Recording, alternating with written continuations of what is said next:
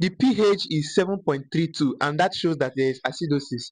And then the partial pressure of carbon dioxide is 55 millimeter mercury, which is high. That shows that it is a respiratory problem.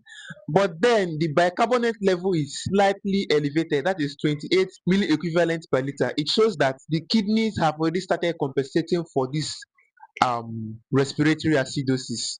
Remember the Rome method. If it is a respiratory problem, the pH and the partial pressure of carbon dioxide will go in opposite direction.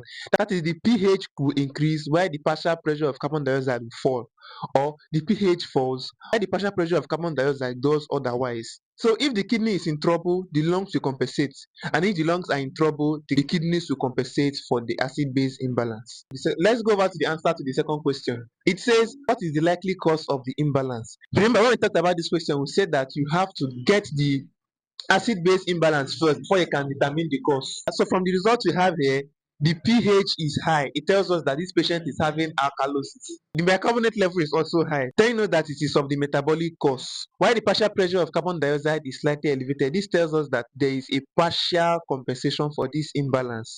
So the lungs are trying to compensate for the imbalance. But then, having established the fact that the patient is having partially compensated metabolic alkalosis, we have to determine the cause, because that is what the question asks us to do.